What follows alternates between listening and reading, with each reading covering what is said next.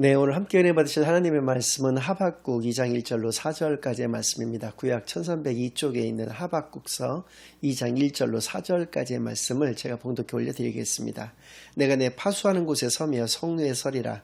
그가 내게 무엇이라 말씀하실는지 기다리고 바라보며 나의 질문에 대하여 어떻게 대답하실는지 보리라 하였더니 여호와께서 내게 대답하여 이르시되 너는 이 묵시를 기록하여 판에 명백히 새기되 달려가면서도 읽을 수 있게 하라. 이 묵시는 정한 때가 있나니 그 종말이 속히 이르겠고 결코 거짓되지 아니하리라. 비록 더딜지라도 기다리라.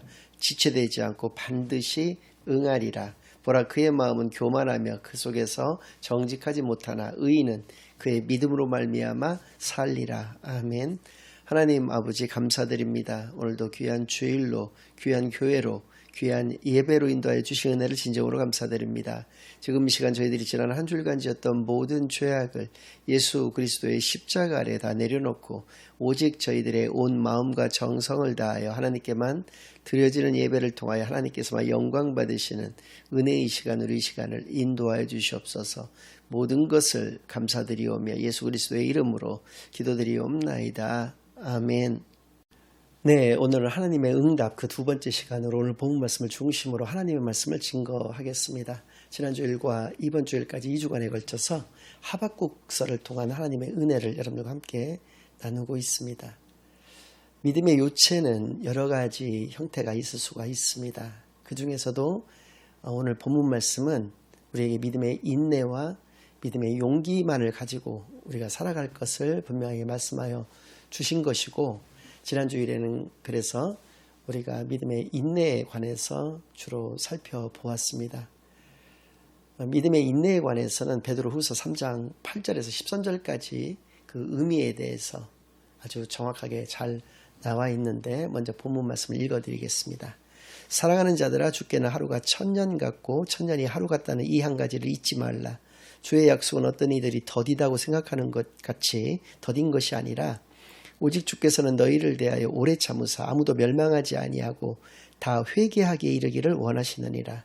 그러나 주의 날이 도둑같이 오리니 그날에는 하늘이 큰 소리로 떠나가고 물질이 뜨거운 불에 풀어지고 땅과 그 중에 있는 모든 일이 드러나리로다. 이 모든 것이 이렇게 풀어지리니 너희가 어떠한 사람이 되어야 마땅하냐. 거룩한 행실과 경건함으로 하나님의 날이 임하기를 바라보고 간절히 사모하라.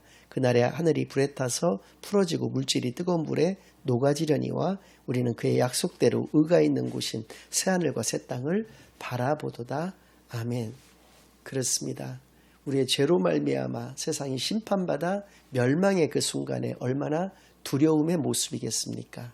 그러나 우리 하나님의 자녀들이 그 두려움의 순간에 두려움을 가지지 않을 수 있는 것은 우리에게 새하늘과 새 땅에 대한 소망을 하나님께서 우리에게 주셨고 그 주의 날이 반드시 임하게 된다라고 하는 믿음 가운데에서 우리가 살아갈 수 있기 때문에 그렇다는 것이죠.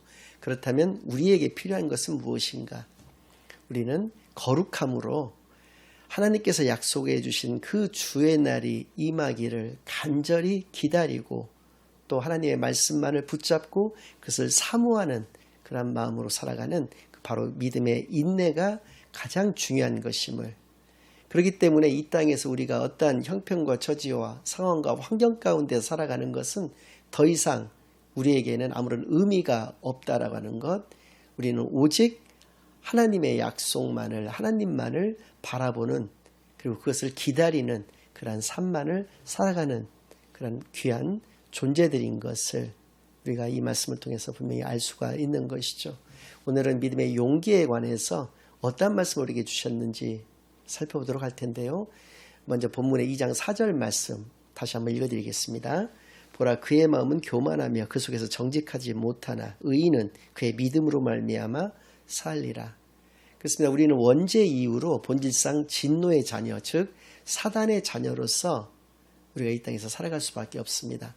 사단의 자녀로서 살아간다라고 하는 의미는 우리가 육에 속한 삶을 살아간다라고 하는 것이고, 육에 속한 삶의 특징이 바로 그의 마음이 늘 교만하고 정직하지 못한 삶 가운데서 살아간다라고 하는 것을 의미한다는 것이죠.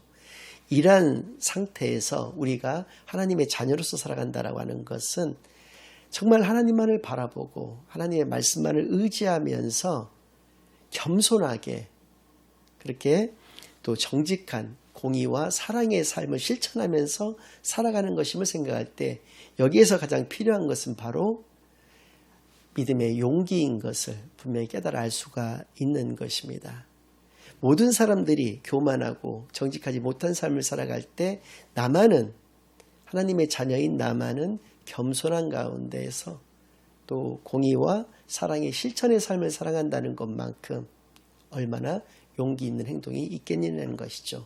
그래서입니다. 믿음의 용기라고 하는 것은 두려움이 없는 것을 의미하는 것이 아니라 그 두려움을 극복하는 것을 의미하는 것이다. 또한 소극적인 개념을 떠나서 적극적으로는 그 두려움 시간에 두려움에 우리가 빠져있는 그런 상태 가운데에서도 우리는 하나님만을 의지하고 바라보고 하나님만을 믿는 것이 바로 용기라고 하는 것을 깨닫게 되는 시간만이 되기를 바랍니다. 왜냐하면 믿지 않는 사람들은 오히려 반대로 해석을 합니다. 우리가 나약하기 때문에 하나님을 바라보고 하나님만을 의지하는 것이 아니냐 이렇게 생각할 수가 있는데 정반대인 것이죠. 하나님께서는 우리에게 새하늘과 새 땅의 약속을 주셨기 때문에 그 말씀을 의지하고 붙들고 나아간다라고 하는 것이죠. 그렇기 때문에 우리가 어떠한 내 목에 칼이 들어오는 한이 있어도 내가 하나님을 버릴 수가 없는 것은 그 하나님에 대한 믿음 때문에 그렇다는 것이고 그래서 오직 의인은 믿음으로 말미암아 살게 된다라고 하는 이 말씀은 믿음의 용기에 관한 말씀인 것을 깨닫게 되는 저와 여러분 되기만을 바랍니다. 그래서입니다. 본문의 3장 17절 18절 말씀은 분명하게 우리에게 이렇게 말씀하여 주고 계십니다. 비록 무화과 나무가 무성하지 못하며 포도나무에 열매가 없으며 감람나무에 소출이 없으며 밭에 먹을 것이 없으며 우리의 양이 없으며 외양간에 소가 없을지라도 나는 여호와로 말미암아 즐거워하며 나의 구원의 하나님으로 말미암아 기뻐하리로다. 아멘. 그렇습니다. 예전부터 내가 가난하게 살았다는 것이 아닙니다. 나에게는 감람나무밭, 포도나무밭, 무화과 나무밭, 일반 밭 해서 모든 아주 재산이 풍족한 상황이었습니다. 그런데 더 이상 그곳에 어떤 열매, 소출 같은 것들이 전혀 열리지를 않게 되었다는 것이죠. 그러니까 완전히 쫄딱 망했다는 것을 의미합니다. 또 우리의 양이 그득했었습니다. 그런데 양이 이제 한 마리도 없게 되었다는 것이죠. 우리만이 덩그러니 남게 되었다는 것이죠. 외양간도 마찬가지입니다. 소가 가득했었습니다. 그런데 이제 소 한 마리도 남지 않은 그러한 지경에 이르렀어도 내가 하나님 때문에 내가 즐거워하고 나의 구원의 하나님으로 말미암아서 내가 기뻐하게 된다라고 하는 것은 하나님께서 나의 구원이시고 나에게 소망을 주시고 나에게 믿음을 허락하여 주셨기 때문에 그 하나님으로 인해서 내가 이 땅에서 어떠한 삶의 모습인 것은 아무런 상관이 없게 되고 오히려 나에게는 즐거움과 기쁨만이 남게 되었다는 것을 노래하는 것을 통해서 믿음의 용기란 어떠한 것인가를 우리에게 분명하게 말씀하여 주신 것입니다. 그래서입니다. 데살로니가 전서 5장 16절에서 18절까지는 우리에게 이렇게 또 말씀해 주십니다. 항상 기뻐하라, 쉬지 말고 기도하라, 범사에 감사하라. 이것이 그리스도 예수 안에서 너희를 향하신 하나님의 뜻이니라. 이렇게 말씀해 주신 것입니다. 아름다운 얘기입니다. 그러니까 감사의 생활, 기도의 생활, 어떤 기쁨의 생활을 한다는 것만큼 더 아름다운 모습이 어디 있겠고 이것처럼 참 정말로 보기 좋은 모습이 어디 있겠습니까? 그런데 이것들이 명령형으로 되어 있습니다. 기뻐하라, 기도하라, 감사하라. 거기다 대고 또 앞에 수식되는 말이 항상 기뻐하라는 것입니다. 항상이라는 것은 언제나지 않습니까? 내가 어떠한 지금 일이 있어도 나는 그것을 기뻐해야 된다는 것이고 나의 삶의 모든 매 순간들이 다 그 기도의 어떤 시간들, 기도의 순간들이어야 된다는 것입니다. 그러니까 내 삶이 기도의 삶이어야 된다는 것이죠. 또 감사도 마찬가지입니다. 범사라고 하는 것은 모든 일을 의미하는 것이기 때문에 모든 일에 감사하는 것, 이것이 바로 우리를 향하신 하나님의 뜻이라고 분명하게 말씀해 주신 것입니다. 이것이 어떻게 가능하겠느냐라는 것이죠.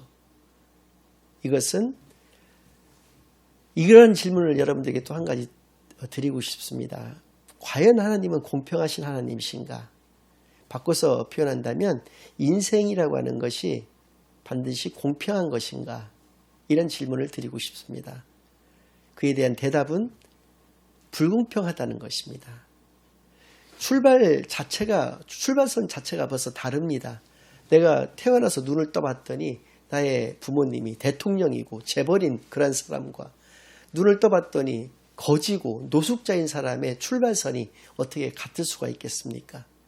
내가 공부하는 것이 너무나 즐겁고 모든 그 공부의 원리들이 막 쉽게 이해되고 암기되고 하는 그러한 사람과 아무리 노력해도 그 원리가 이해되지도 않고 외워지지도 않는 그러한 사람의 출발선이 어떻게 같을 수가 있겠느냐라고 하는 것입니다. 인생은 본질적으로 불공평한 것입니다. 이것이 세상 사람들이 가지는 원망과 불평과 불만의 원인이 되는 것이죠. 근인이 되는 것입니다. 그러나 하나님을 믿는다라고 하는 우리들에게 있어서도 그러한 것인가? 아니라는 것이죠. 그것은 본류의 모습입니다. 그렇지만 우리들은 사명자 의식을 가지고 살아가는 그런 존재여야 된다는 것이죠. 사명자 의식이라는 것은 하나님, 즉 말씀에 의지하는 삶을 살아간다. 말씀이 나의 삶을 인도한다, 이끄신다 라는 것을 의미를 하는 것인데요. 이런 사명자 의식이라고 하는 것은 내 의지의 문제로 되는 것이 아니라 바로 믿음의 문제로 그것을 풀어야 된다라고 하는 것을 기억하는 저와 여러분이 되기만을 바랍니다. 믿음 가운데에서 사명자 의식을 우리가 소유할 수 있게 된다라고 하는 것이죠. 그래서입니다. 한 가지 여러분들에게 비견한 예를 좀 들어드리고 싶은 것이 요즘 많은 어떤 커플들이 결혼에 실패를 하는 경우들이 많습니다. 물론 여러 가지 원인들이 있을 수 있지만 제가 생각할 때 가장 큰 원인이라고 보여지는 것은 바로 결혼의 어떤 이유, 목적, 그 동기가 바로 행복이기 때문에 그렇다라고 저는 생각을 합니다. 그러니까 결혼을 통해서 내가 행복해지기를, 우리가 행복해지기를 원하기 때문에 그렇다는 것이죠. 앞서 말씀드린 바와 같이 우리는 본질상 육에 속한 삶을 살아갑니다. 근데 우리가 추구하는, 육에 속해 있기 때문에 우리가 추구하는 행복이라고 하는 것은 주로 물질적인 것입니다. 내가 이것이 있었을 때, 내가 집이 있었을 때 행복하고 차가 있었을 때 행복하고 사람들로부터 인정받는 위치에 올라갔을 때 행복해지는 것이죠. 내가 뭘 가져야지 행복하다고 생각을 합니다.